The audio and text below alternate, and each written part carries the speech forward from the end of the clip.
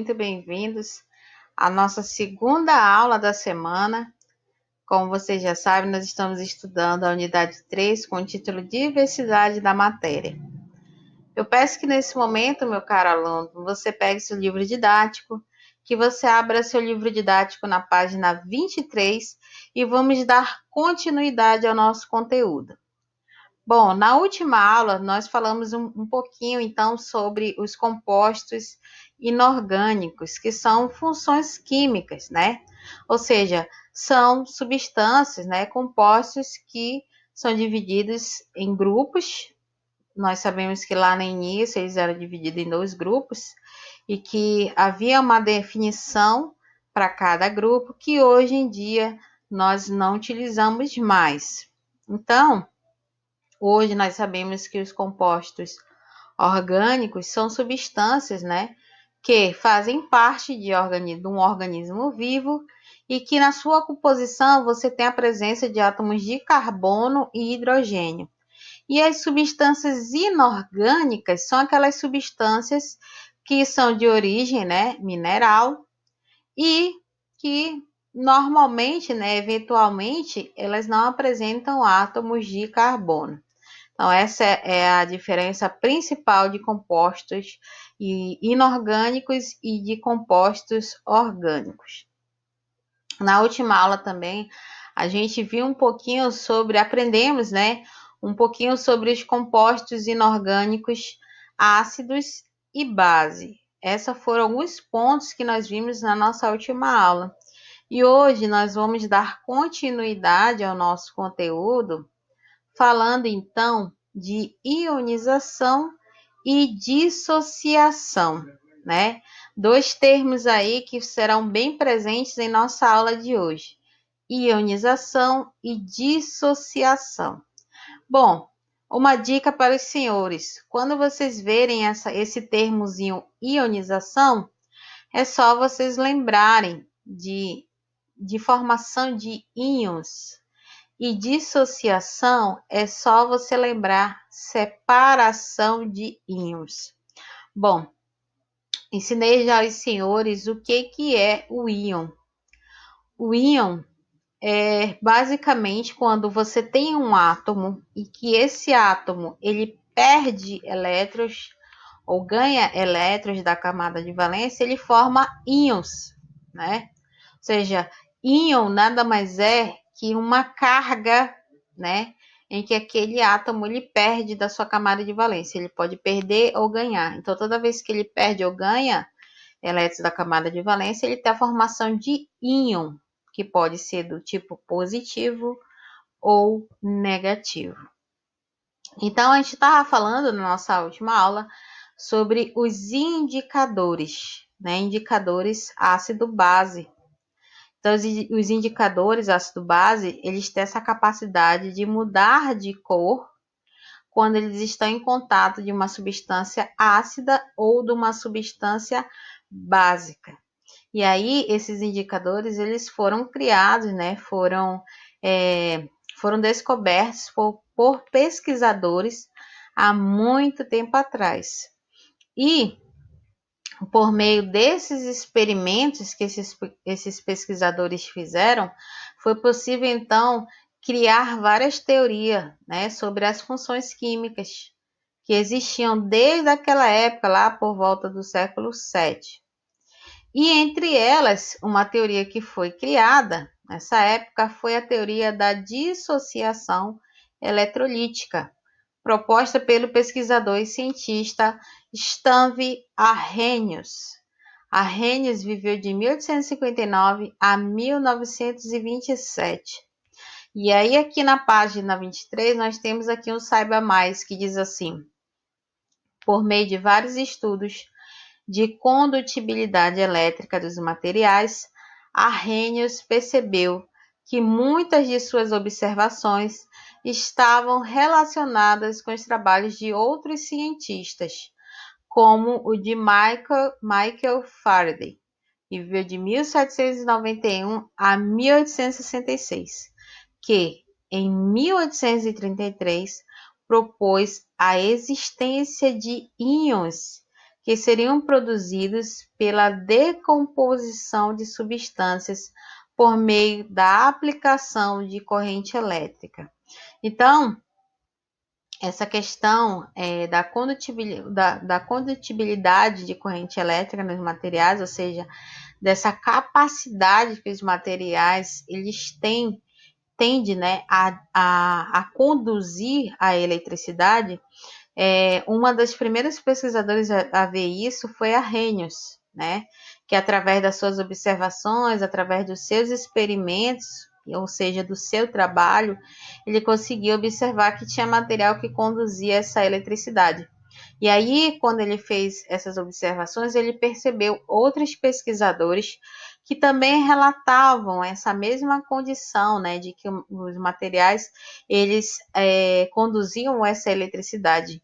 E aí ele viu que Faraday, lá em 1833, ele mostrou a existência desses íons produzidos através de substâncias que, quando entravam em contato, elas automaticamente produziam corrente elétrica.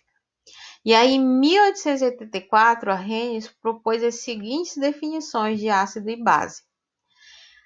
Arrhenius relatou em suas definições em que ele fez em 1884 que ácidos são compostos moleculares que em solução aquosa, ou seja, em contato com a água, formam íon por um processo conhecido como ionização. Então, ionização é quando você tem compostos moleculares que entram em contato com água e automaticamente eles formam íons, eles produzem íons, pode ser do tipo negativo ou positivo.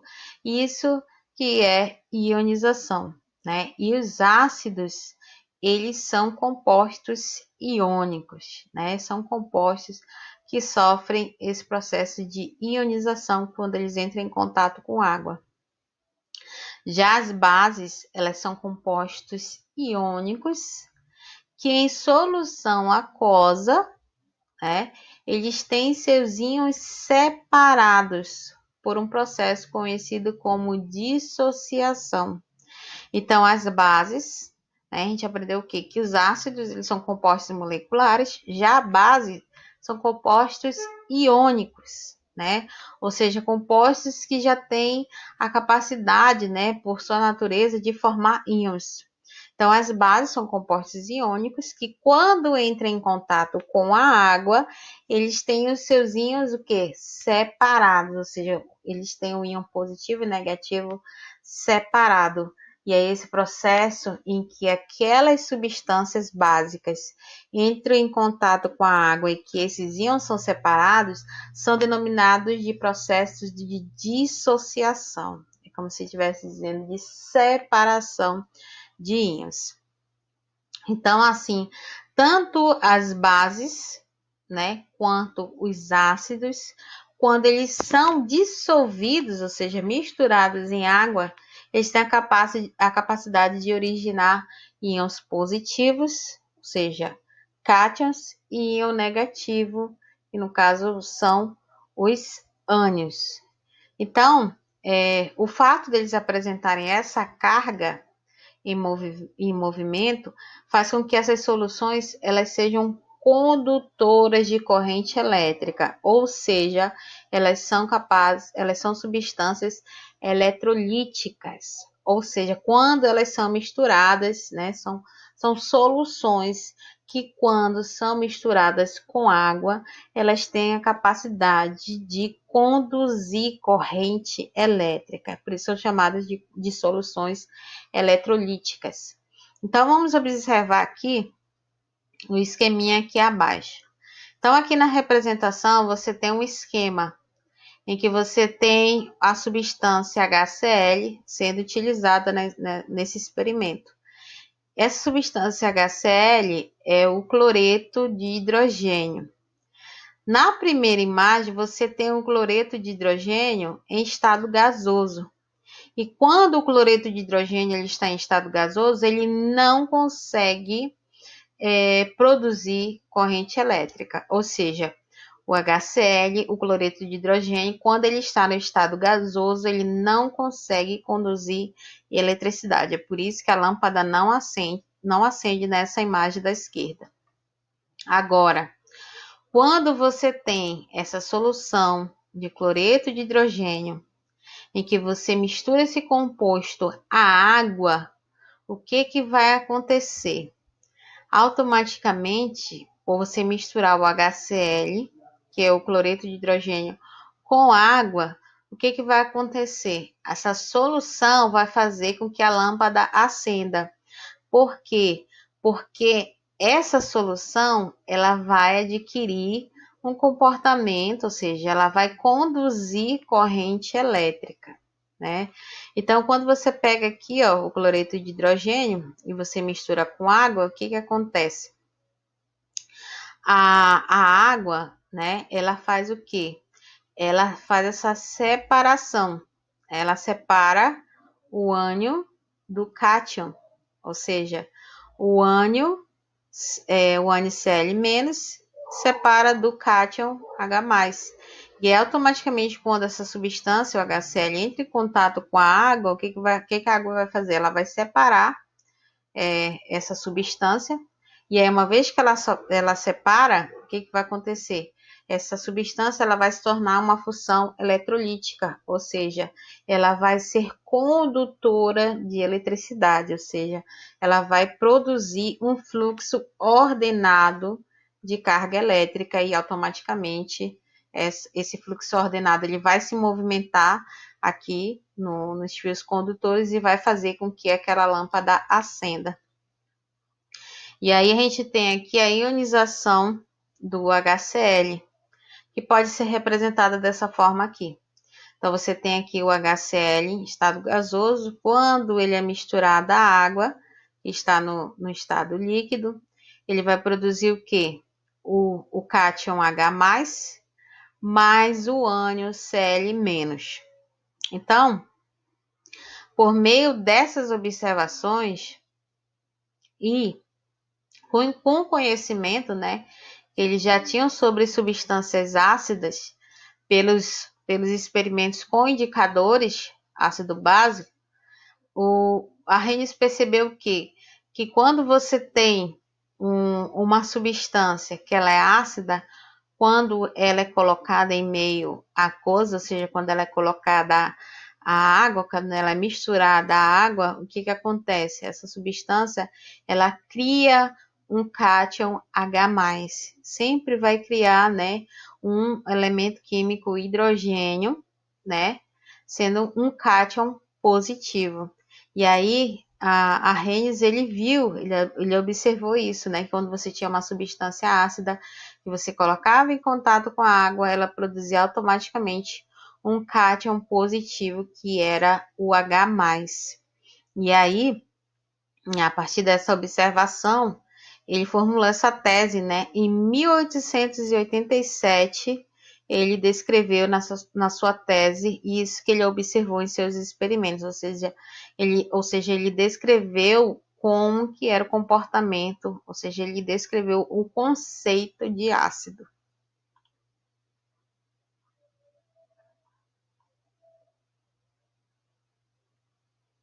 Então, para Arrhenius, né, segundo os seus estudos, ácido é uma substância que, quando dissolvida em água, se ioniza e produz um cátion exclusivamente o íon H+. Então, Arrhenius observou o quê? Que todas as vezes que ele tinha uma substância ácida e que ele misturava essa substância ácida à água, essa substância ela ionizava, ela produzia íons. E no caso aí ela produzia sempre um cátion H+, que é esse aqui que a gente vê aqui na imagem, H+. Então vamos observar aqui alguns exemplos, né, de ionização. Você tem o H2SO4 em estado líquido. Quando essa substância ela entrava em contato com a água, ela ia produzir o quê? O cátion H+, e o ânion CO4 2-. Né? Então, ele tem a produção do cátion aqui, E como você vê, a produção do cátion 2H+, e o ânion SO4 2-. E aqui você tem outra substância que é o HNO3 em estado líquido. Quando essa substância ela era colocada em estado aquoso, né, em contato com a água, ela também produzia um cátion H+, e um ânion NO3-. Então, de acordo com essa representação, nessas reações que a gente vê, então, além do cátion H+, né, o íon comum para todos os ácidos, segundo Arrhenius, há também a formação de um ânion, que depende da fórmula, né, do ácido. Dessa maneira, fundamentado em experimentos, Arrhenius definiu também o conceito de base, em que ele disse o quê? Que a base é uma substância que, quando dissolvida em água, se dissocia e produz como íon negativo exclusivamente o ânion OH-. Então, toda vez que você tem uma substância básica, que essa substância ela é colocada em contato com a água, ela dissocia, ou seja, ela separa o íon negativo do íon positivo. E aí ela vai formar um íon negativo, ou seja, o ânion OH-, certo? Então, ao contrário da ionização dos ácidos, nesse processo não há reação química, né, diretamente com a água. As moléculas da água apenas cercam os íons presentes na solução, possibilitando a separação do íon já existente. Então, vamos ver aqui a representação. Então, você tem aqui a dissociação do NaOH. Então, quando você pega nessa substância básica, NaOH, e você coloca ela em contato com a água, o que vai acontecer? Essa água ela vai apenas, né, cercar ali os íons, íon mais e íon menos, né, que é o cátion e o ânion, e vai separar esses íons. Então, você tem aqui, ó, a substância NaOH, que entra em contato com a água, e automaticamente separou o íon Na+, que é o cátion positivo, e o ânion OH-. Aqui você tem outra substância, que é o CaOH2, que foi colocado também na presença da água, e aí separou, né? Essa água separou os compostos, ela dissociou, né? Os compostos aí que se produziram o cátion 2+, e o ânion 2OH-. Então, toda vez que você tem uma substância básica, que essa substância ela entra em contato com a água, ela dissocia, ou seja, a água separa os íons positivo do íon negativo. E aí, todas as vezes que ocorre isso, você tem a produção exclusiva do íon negativo OH, né, que é chamado de hidroxila. Então, esse OH aqui, ó, quando você tem uma substância básica que entra em contato com a água, sempre vai haver a produção de uma hidroxila, que é o OH-. Então, para Arrhenius, o íon H+, é o responsável pelo sabor azedo das substâncias ácidas, né?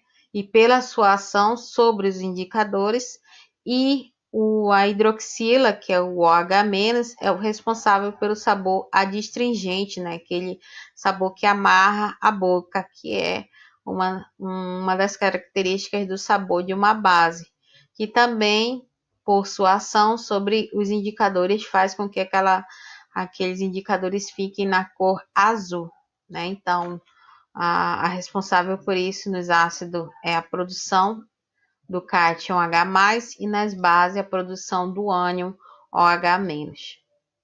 Bom, então nós vamos fazer esse Organize as Ideias da página 24, em que você vai apresentar algumas características do ácido e da base, né? Não esquecendo essa observação que tem aqui embaixo. Lembre-se de que o sabor foi considerado inicialmente um critério para classificar as substâncias ácido ou bases. No entanto, hoje não se utiliza mais essa forma de classificação para reconhecer essas funções, né? Então, isso não é mais uma característica que seja evidente para se diferenciar um ácido e uma base, né? Porque nem sempre vai ser assim. Então, vocês irão fazer o Organize as Ideias da página 24 e vamos dar seguimento. Aqui na página 25, a gente tem, então, a presença, né, de alguns ácidos e algumas bases que são bem comuns no nosso dia a dia. Então, no quadro aqui, a gente tem aqui, né, alguns desses ácidos e dessas bases, que é muito comum da gente ver no nosso dia a dia, e que eles são de extrema importância, né, para aplicações no nosso dia a dia, né, e também tem as suas curiosidades. Então, vamos ver aqui esse primeiro ácido, o ácido clorídrico, que é o HCl. O ácido clorídrico, ele sofre ionização, né? Então, o HCl, quando ele é colocado em contato com a água, ele produz o cátion H+, ou seja, ele é um ácido, né? Porque ele ioniza, ele produz um cátion H+, que está bem aqui. E aí, a sua aplicação, ele é comercializado como ácido muriático. Ele é utilizado na limpeza de pisos, azulejo, paredes de pedras, superfícies metálicas, e também é um composto encontrado no estômago humano. É o ácido que ajuda, né, na digestão do nosso organismo. Aí aqui nesse outro, eu tenho o hidróxido de sódio, que é o NaOH. O hidróxido de sódio, por ele ser uma base, então, automaticamente, ele sofre o quê? Dissociação. Então, o NaOH, quando ele entra em contato com a água, o que ele faz? Ocorre a separação de íons. E aí eu tenho a formação de uma hidroxila, que é o ânion OH-. O hidróxido de sódio, ele é conhecido como soda cáustica. Ele é usado principalmente na fabricação de sabão e produtos como o limpa-forno, para limpar forno. E ele pode ser muito corrosivo, por isso que ele é utilizado, a soda cáustica, que é o hidróxido de sódio, para desentupir pias, né? Porque ele é bem corrosivo. Outro ácido é o ácido sulfúrico, o H2SO4. O ácido sulfúrico, ele sofre ionização, né? Por quê? Porque a produção do cátion 2H+, né? Então, é um composto que sofre ionização e ele tem várias aplicações, o ácido sulfúrico. A mais conhecida é o uso de eletrolito, né? De eletrólito nas baterias de chumbo usada nos automóveis. E nas indústrias é a substância química mais utilizada, tanto que o seu consumo per capita constitui um importante indicador no desenvolvimento técnico do nosso país. E o próximo é o hidróxido de cálcio, CaOH2, que é uma base. Por quê? Porque sofre dissociação quando ele entra em contato com água, e aí produz aqui a hidroxila 2OH-, ou seja, o ânion 2H-. Também conhecida como cal apagada, cal extinta ou cal hidratada. É comumente usada para preparação de argamassa, né, pintura à base de cal e correção de acidez de solos. E aí temos outros exemplos, né, de compostos ácidos e básicos que só podem sofrer ionização e dissociação. Nós encontramos aqui nessa tabela. E aí, com carinho, você vai depois continuar vendo, né, e verificando as curiosidades de cada um desses ácidos e bases. E é uma coisa que você tem que lembrar, que para você manusear qualquer substância química, seja ela ácida ou básica, é preciso que você tenha algumas medidas de segurança, ou seja, procurem usar luvas, né? Procurem usar óculos de proteção. Por quê? Porque essas substâncias, elas são muitas das vezes ácidas demais ou podem ser corrosivas, né? pode danificar a pele, pode danificar os olhos.